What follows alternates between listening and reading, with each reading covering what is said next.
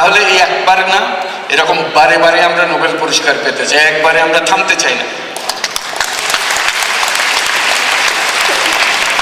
আগামীকাল বিজয় দিবস, আজকে কথাগুলো বলতে ভালো লাগছে।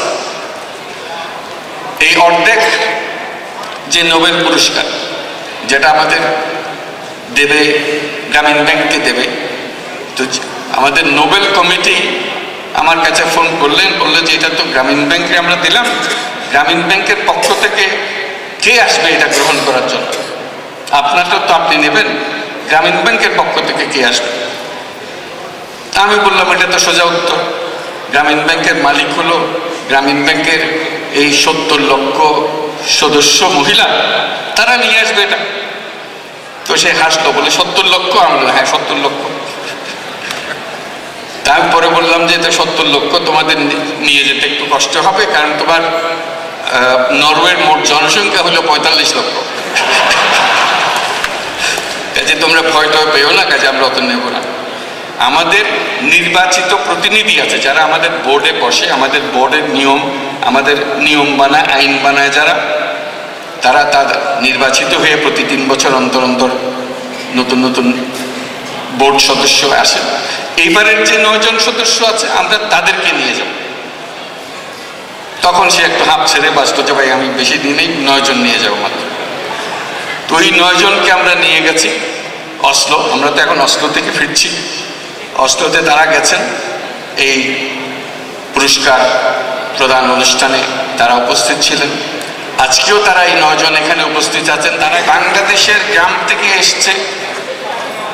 ঢাকা আসা তাদের জন্য প্রথমবারের মতো একটা বিরাট কাহিনী ছিল, যে ঢাকা শহরে দেখতে এসছে। আগে ঢাকা শহরে দেখে নাই, এবার শুধু ঢাকা শহর না, তারা একেবারে বিমানে চেপে, প্লেনে চেপে অসলোতে চলে গেছে। আজকে লন্ডন শহরে আপনাদের সঙ্গে বসে মিটিং করছে।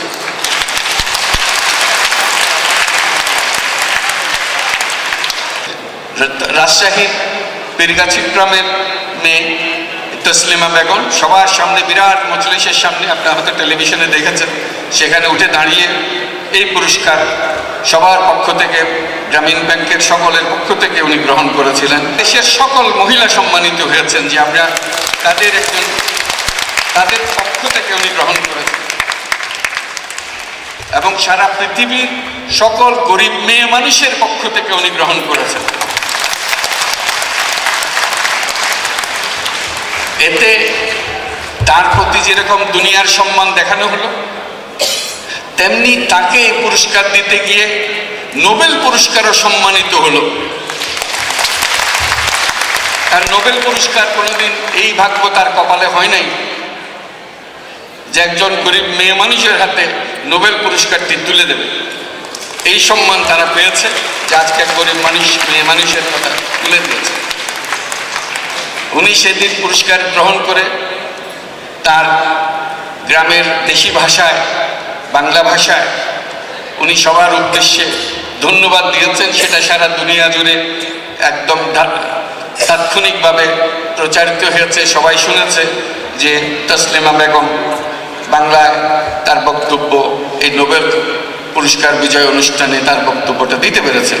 এতে যারা তার বক্তব্য শুনেছেন নিশ্চয়ই তার মনে গর্বে বুক ফুলে গেছে যে আমাদের গ্রামের একটা মেয়ে গিয়ে আজকে অসলোতে গিয়ে এরকম একটা কথা বলে আসতে পারে। ঠিক আছে,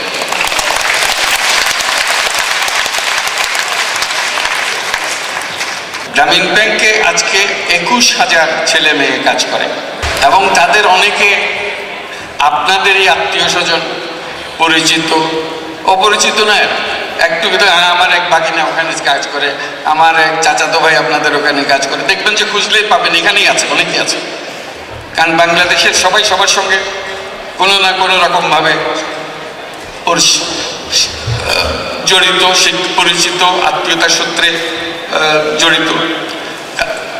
এই 21,000 ছেলে মেয়ে যারা কাজ করে তাদের পক্ষ থেকে গ্রামীণ ব্যাংকের অনেক সহকর্মী আমরা সঙ্গে নিয়ে গিয়েছিলাম অসলোতে। তারা আজকে এখানে উপস্থিত আছে, তাদেরকে একটু পরিচয় করিয়ে দিই। সবাই একটু দাঁড়াও, যারা গ্রামীণ ব্যাংকের কর্মী যারা আছে, এই যে ওখানে সব ওই কোনাতে আছে, জোরে তাদের হাত তালে দিয়ে আমরা তাদের জন্য।